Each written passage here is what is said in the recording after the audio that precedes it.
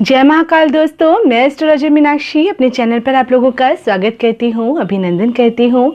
कार्तिक का महीना चल रहा है। आप लोग भी कार्तिक पर पूजा पाठ करते ही होंगे। कहते हैं कि सुबह सुबह उठ कर के विष्णु नारायण की पूजा करने से बहुत ज़्यादा लाभ मिलता है। कार्तिक मास में जब हम विष्णु जी को याद करते हैं, उनकी पूजा आराधना करते हैं, तो वो हमारी इच्छाओं को ज़रूर पूरा करते हैं और हमसे बहुत जल्दी प्रसन्न हो जाते हैं। अगर आपने साल भर श्री हरि विष्णु भगवान की पूजा पाठ नहीं की है और आप चाहते हैं उनको मनाना, तो ये महीना ये कार्तिक माह में अगर आप सिर्फ पूरे साल भर भी पूजा नहीं करते हैं और सिर्फ कार्तिक मास में करते हैं तो बहुत जल्दी नारायण खुश हो जाते हैं। तो इस टाइम पर ज़रूर हमें विष्णु जी की पूजा करनी चाहिए। जब विष्णु जी खुश होते हैं तो लक्ष्मी जी अपने आप ही खुश हो जाती हैं। कार्तिक मास में ही दिवाली भी आती है, धनतेरस भी आता है, बहुत सारे फेस्टिवल हमारे कार्तिक मास में ही हो जाते हैं। तो इस समय पर हमें सुबह सुबह उठ कर के पूजा आराधना करनी चाहिए श्री हरि विष्णु भगवान की। आप जो भी करना चाहते हैं, जिस तरह का ओम नमो भगवते वासुदेवाय नमः का जप करना चाहते हैं तो उसको करिए। आप किसी भी मनोकामना के लिए इस मंत्र का जप कर सकते हैं।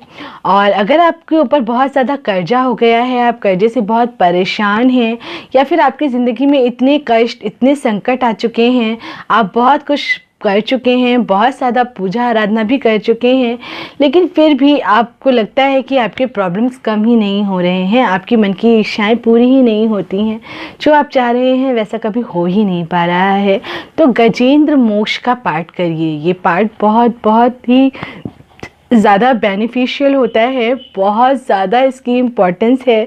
किसी तंत्र मंत्र में मत पढ़िए, छोटे छोटे उपायों में मत पढ़िए। गजेंद्र मोक्ष का पाठ थोड़ा सा लंबा ज़रूर होता है, 15 मिनट लगते हैं उसको पढ़ने में, लेकिन इसको पढ़ने से बहुत ज़्यादा फ़ायदा होता है। विष्णु जी और कृष्ण जी बहुत जल्दी खुश होते हैं।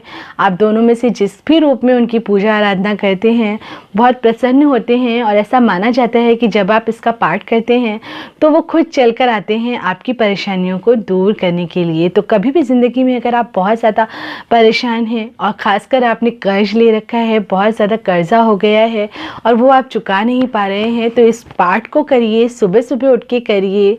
और कार्तिक मास में रोज़ डेली सुबह उठकर देसी घी का दिया जलाइए। गाय का मिल जाता है तो बहुत अच्छी बात है, उसको जलाइए।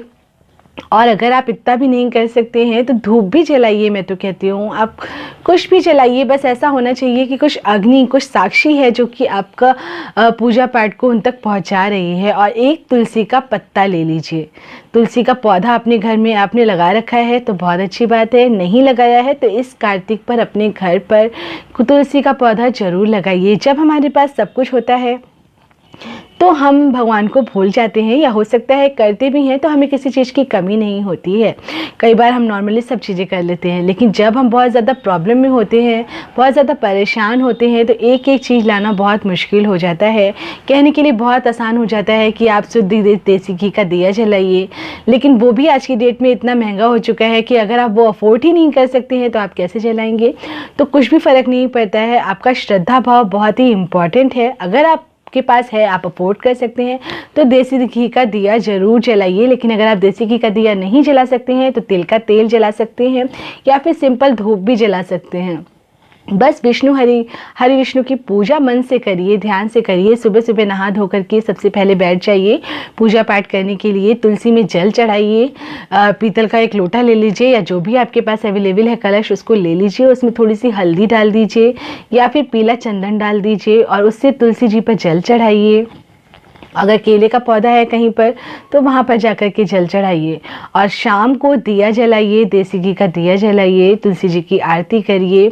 और सुबह सुबह उठ करके आप विष्णु जी का ध्यान करिए। ओम नमो भगवते वासुदेवाय नमः, ये एक सिंपल सा मंत्र है जो किसी भी तरह की मनोकामना को पूरा करता है। और अगर आप बहुत ज़्यादा कष्ट में हैं, बहुत ज़्यादा परेशानी चल रही है, तो गजेंद्र मोक्ष का पाठ जरूर करिए, इससे बहुत फ़ायदा होता है। उसके बाद आपको एक ऐसा उपाय बताती हूँ जो बहुत और भी आसान है, जिसे आप कर सकते हैं। तुलसी अगर आपके घर में लगी है तो उसके ऊपर तुलसी के बीज निकल जाते हैं, छोटे छोटे होते हैं, जिसको हम तुलसी मंजरी कहते हैं। उसको तोड़ लीजिए। तुलसी मंजरी अक्सर हम शिव जी को चढ़ाते ही हैं। बहुत सारे लोगों को पता होगा जो रुद्राभिषेक कराते होंगे या जो तो तुलसी मंजरी ऊपर लगी रहती है। तुलसी मंजरी को तोड़ के इकट्ठा करके रखते जाइए। उस पर वैसे भी पौधे पे वो नहीं, तुलसी पे भार माना जाता है वो, उससे और भी तुलसियाँ उत्पन्न हो जाती हैं अगर आप वो सीड्स की तरह डाल देते हैं और गमलों में, तो वो भार आप हटा दीजिए तुलसी जी से। तो तुलसी जी आपको बहुत आशीर्वाद देती हैं, बहुत खुश होती हैं, उनका भार हट जाता है। तुलसी मंजरी उनके ऊपर लगी हुई अच्छी नहीं लगती है उन्हें, तो वो हटा दीजिए और उस तुलसी मंजरी को डेली कृष्ण जी के ऊपर, उनके माथे पर, नीचे पैरों में नहीं चढ़ाना है, चरणों में, उनके माथे पर चढ़ा दीजिए कृष्ण जी की। ऐसा करने से आपकी ज़िंदगी की कोई भी परेशानी हो, किसी भी तरीके की फाइनेंशियल प्रॉब्लम हो, शादी की प्रॉब्लम हो, जॉब की प्रॉब्लम हो, बिजनेस की प्रॉब्लम हो, किसी भी तरीके की कोई भी परेशानी है, तो आप इस उपाय को करिए। आपके पास ज़्यादा समय भी नहीं है तो आप इस उपाय को कर सकते हैं। मंजरी को लेकर कृष्ण जी के माथे पर चढ़ाइए। ऐसा करने से बहुत जल्दी आपकी जो भी इच्छा है वो पूरी होती है और कार्तिक मास में खासकर बहुत जल्दी इसका इफ़ेक्ट होता है, बाकी समय में तो होता ही है। और तुलसी मंजरी अगर आपको 108 मिल जाती हैं तो लाल धागे में, मौली में उसको 108 की आप माला बना लीजिए और उसको शिव जी का नाम लेकर के, शिव जी को याद करके, उसके बाद कृष्ण जी को अर्पित कर दीजिए। कृष्ण जी को तुलसी मंजरी की माला पहना दीजिए। कहते हैं कि ऐसा करने से कृष्ण जी खुद स्वयं आते हैं आपकी रक्षा करने के लिए, आपके कष्टों को दूर करने के लिए। इस उपाय को आप तभी करिए जब आप बहुत ज़्यादा परेशान हो चुके हैं, आपको कहीं से कोई रास्ता नहीं दिख रहा है, चारों तरफ बस अंधेरा ही अंधेरा दिख रहा है और आप चाहते हैं कि कहीं से कोई आ जाए और आपको आकर के बचा ले। तो करिए इस उपाय को, आ जाएंगे कृष्ण जी आपको बचाने के लिए, आपका उद्धार करने के लिए। इससे बहुत ज़्यादा फ़ायदा होता है। और गजेंद्र मोक्ष का पाठ जो मैंने आपको बताया उसको भी करिए साथ में। ऐसा करने से भी कृष्ण जी खुद आ जाते हैं आपको बचाने के लिए। श्री हरि विष्णु भगवान आ जाएंगे आपकी रक्षा करने के लिए जहाँ पर भी आप होंगे, चाहे देर से आएँ चाहे जल्दी आएँ, वो तो आपके ऊपर है कि आप उन्हें कितनी जल्दी प्रसन्न कर लेते हैं, लेकिन वो आते ज़रूर हैं। गजेंद्र मोक्ष में एक हाथी होता है जो कि विष्णु जी की आराधना करता है, उसी के बारे में दिया हुआ है। ये गीता का अध्याय है। इसको पढ़ने से एक हाथी ने विष्णु जी को याद किया था तो वो उसको बचाने के लिए साक्षात आ गए थे। तो अगर इस उपाय को, इस स्तुति को आप पढ़ते हैं, ये एक तरीके की स्तुति है जो हाथी ने की है विष्णु जी के लिए। जब आप उसको करते हैं तो विष्णु जी बहुत जल्दी प्रसन्न हो जाते हैं और आपके पास आ जाते हैं आपके कष्टों को दूर करने के लिए। आप कहीं भी प्रॉब्लम में फंस गए हैं, किसी भी तरीके की प्रॉब्लम में फंस गए हैं, तो वो ज़रूर दूर करते हैं। इस उपाय को करिए। बहुत सारे लोगों को फ़ायदा हुआ है, बहुत लोगों ने मुझे बताया है, मेरे क्लाइंट्स ने मुझे बताया कि उनको बहुत ज़्यादा, जिसको भी मैंने ये उपाय आज तक बताया है वो कभी भी खाली हाथ नहीं लौटा है, उसको फ़ायदा ही हुआ है।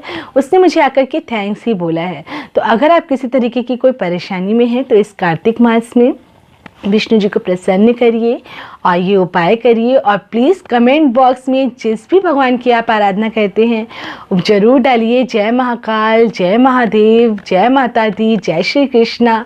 जो भी आपको पसंद है प्लीज़ कमेंट बॉक्स में लिखिए। और अगर आप कुछ सजेशंस देना चाहते हैं तो वो भी मुझे बताइए। अगर आपको मेरा वीडियो पसंद आ रहा है तो प्लीज़ इसको लाइक, शेयर और सब्सक्राइब जरूर करिए और प्लीज़ इसको देखते रहिए, अपना प्यार और सपोर्ट मुझे देते रहिए। और फिर नेक्स्ट वीडियो में आपको फिर से मिलती हूँ मैं। तब तक के लिए नमस्कार, जय महाकाल दोस्तों, जय श्री कृष्णा।